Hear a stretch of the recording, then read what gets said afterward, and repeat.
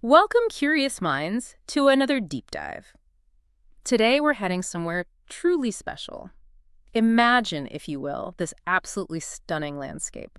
A massive gorge, ancient fort walls perched right on the edge, and a river snaking through below. Mm-hmm. It feels almost untouched, a real hidden gem. It really does. Well, that place is Gandikota, sometimes called the Grand Canyon of India. Yeah. And it's about to undergo this enormous transformation. That's what we're diving into today. Exactly. Our mission here is to really unpack the huge vision that the Andhra Pradesh government has laid out. Yeah. We're not just looking at what's planned, Right. but really digging into the why it matters for tourism, for the economy, for the culture there. It's all part of this bigger picture to make the whole Rayalaseema region a major tourism hub. Okay, so let's set the scene. For anyone who hasn't heard of Gandikota, prepare to be amazed, seriously. Yeah. You've got the Penna River, Yeah, which has carved this incredible gorge. It's, 10 kilometers long? About a kilometer wide? that's right. And the walls can reach up to 100 meters high. It's just vast. Yeah, Proper epic scale, sculpted by nature. truly epic. But it's not just the natural beauty, is it? Not at all. That's what makes it so unique. Right there, clinging to the canyon edge, is this incredible 13th century fort. 13th century. Yeah, originally built by the Kakatiya dynasty, and then the Vijayanagara Empire really built it up later. But despite all this history, all this grandeur, it's remained surprisingly under the radar. Known mostly to locals, maybe some history buffs. Pretty much. Right. And that's why this transformation plan is such a big deal. It's like this hidden treasure is finally being revealed. So picture this. You're standing there, looking out at this canyon that could rival Arizona. Mm-hmm. And then you turn, and there's this ancient, formidable fort watching over everything. It's that mix, that magic we're talking about. Absolutely. And the big news, which dropped just recently, August 2nd, 2025, Chief Minister N. Chandrababu Naidu unveiled the master plan. He did. And this isn't just a touch-up. It feels like a really strategic move, right, to unlock all that potential. Totally strategic. Yeah. And behind this ambition, there's some serious financial backing. We're talking about a 78 crore rupee project. 78 crore. So for perspective, that's roughly $9.5 million US dollars. Yeah, around that mark. And the funding mechanism is actually quite interesting. It's through something called the SASCI scheme, SAS? Special Assistance to States for Capital Investment. It's a central government thing, basically providing interest-free loans to states for big projects like this. Interest-free. Yeah, and Andhra Pradesh managed to secure funds not just for Gandikota, but also for Akanda Godavari. So it shows a broader push for tourism investment. Okay, wait, interest-free for how long? Because that sounds There- significant. I guess for 50 years. 50. 50. Wow, Yeah. that changes everything, doesn't it? It really does. It allows for proper long-term planning without that immediate debt pressure. They can build for the future, not just, patch things up for now. Yeah. It's kind of a game changer for making these big ideas viable. Okay, so with that kind of long-term backing, what does this future Gandikota actually look like? What can people expect? Well, accommodation's a big part of it. We're not just talking basic hotels. No. They're planning for proper star hotels. Mm-hmm. And statewide, the plan mentions something like 50,000 hotel rooms. 50,000 across the state. Across the state, yeah. But specifically for Gandikota, they're also looking at these eco-friendly tent cities. Think Right. glamping.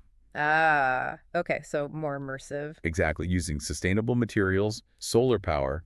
Imagine luxury camping with the fort right there, but doing it responsibly. That sounds pretty appealing. What about getting around, the basic infrastructure? That's crucial, and it's in the plan. Better access roads, definitely needed. And lighting for the fort itself, picture that at night. Oh, wow. Yeah. Plus, proper interpretation centers, places where you can really understand the history, the geology, the local culture, not just look, but learn. Okay, infrastructure, accommodation. But what about the really cool stuff? The unique attractions? Right, this is where it gets exciting. They're planning a glass-bottom walkway. No way! Over the canyon. Yep, peering right down into the gorge. Talk about a thrill. My knees are weak just thinking about it. What else? A big light and sound show, using lasers, music, the works, all projected onto the fort walls to tell Gandikota's story. Okay, that sounds spectacular. Bringing history to life. Definitely. And it's not just about passive viewing either. They're pushing adventure sports. Like what? Kayaking, jet skiing on the Penna River down below, plus trekking and rappelling along the canyon walls for the more adventurous. So really engaging with the landscape. Absolutely. And Cool. improving access is key. Starting potentially September 2025, they're planning Healy rides. Healy rides for those aerial views. Exactly. Imagine seeing that whole panorama from above. And for getting there, caravan tourism options from places like Hyderabad, Bengaluru, Chennai are also planned, making the journey easier. That's smart. And it's not just the government footing the bill for all this, is it? No, that's another important point. There's significant private sector buy-in. Companies like Ease My Trip, Hilton Hotels, they're committing around 500 crore rupees in investment. 500 crore, that's massive private investment. It is. And it's not just limited to Gandikota. These investments are also flowing into other key sites like Srisalam, Mantralayam, Tirupati.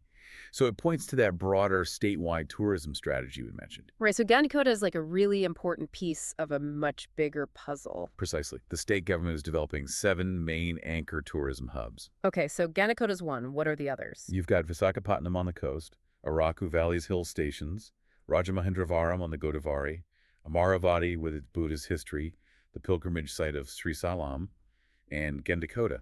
That's quite a diverse mix across the state. It is. And complementing these hubs, they're creating 25 thematic circuits. Thematic circuits, like... Yeah, focusing on different interests. Ecotourism, adventure travel, heritage trails, cultural experiences.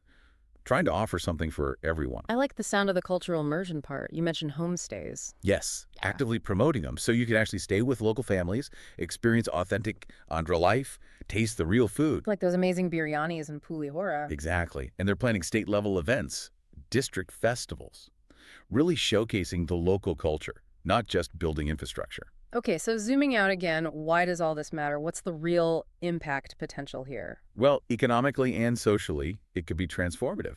Think about tourist numbers. Back in 2019, Andhra Pradesh saw 30 million domestic tourists and about 100,000 foreign visitors. Okay, already significant. But these plans could send those numbers soaring. Millions more visitors mean, crucially, jobs, especially in rural areas like Rayalaseema. Which could help tackle things like poverty, maybe reduce migration. That's the hope. Creating sustainable local economies. We actually heard from a local resident, Mr. Raju. Oh, yeah. What did he say? He said something like, "We've waited years for Gandikota to get this kind of attention. We hope more tourists come and our economy improves." That sentiment captures the local aspiration. Yeah, you can feel the hope there. And what do the experts think? Tourism experts, like a Dr. Sharma, acknowledge the immense potential. He basically said that with the right development, Gandikota could be one of India's top destinations. High praise. But I sense a but coming. Well, yes. He and others stress the absolute need to balance this development with conservation. You can't sacrifice the very thing people are coming to see. Right. Which brings us to the challenges.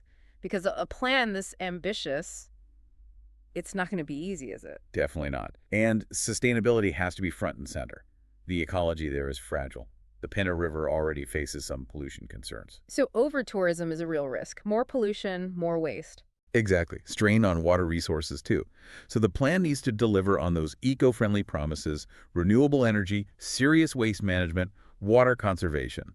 And they really need proper studies to figure out, how many visitors the area can actually handle without damage. Carrying capacity. Makes sense. Protect the golden goose, right? Yeah. What about the local people? How do we ensure they actually benefit? That's critical. It can't just be big companies coming in. There need to be solid training programs so locals can become guides, work in the hotels, sell their crafts. The benefits have to trickle down. So those public-private partnerships need to prioritize hiring locals. Absolutely. Empowering the community, not just building alongside them. And then there's getting the word out.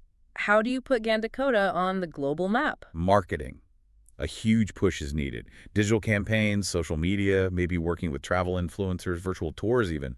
Collaborating with international travel agents is key to get it into itineraries. You build it, but you also have to tell people about it. Pretty much.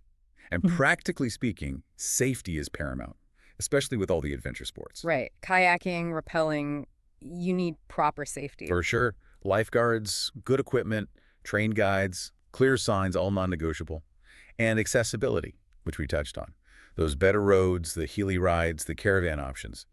Making it easier to reach from Hyderabad or Bengaluru, which are both about a 5-6 hour drive away. So 250 kilometers from Hyderabad, 350 kilometers from Bengaluru. Manageable drive. Yeah, making it genuinely accessible. And underpinning all this, that commitment to the environment and culture needs to be rock solid. It does. The government says all the right things. Sustainable materials, waste systems, plastic bans, planting trees, and things like the light show and homestays are framed as ways to celebrate and preserve the culture, foster respect. The proofs, of course, will be in the execution. Okay, so quite a journey we've taken. From the sheer natural drama and deep history of Gandikota Mm, to this incredibly ambitious master plan aiming to make it a global hotspot. We've looked at the star hotels, the glamping, that amazing glass walkway, the Healy rides. the Healy rides, and how it all fits into Andhra Pradesh's bigger tourism picture. We've seen the huge potential for jobs and the local economy. But also the critical need for sustainability and making sure the local community is truly involved and benefits. It's a massive undertaking, full of promise and, well, some significant challenges too. It really is. Yeah. And as this extraordinary place gets ready to, welcome the world in a whole new way, it does raise a big question, I think. What's that? For all of us, as travelers drawn to these amazing places, how do we make sure our visit actually supports, rather than harms, the very beauty, the very heritage that we came to see? How do we explore responsibly? That is a powerful thought to end on. Something for all of us to consider, isn't it? As you perhaps imagine your own trip to this soon-to-be transformed Grand Canyon of India, think about how you might play a part in its sustainable, vibrant future.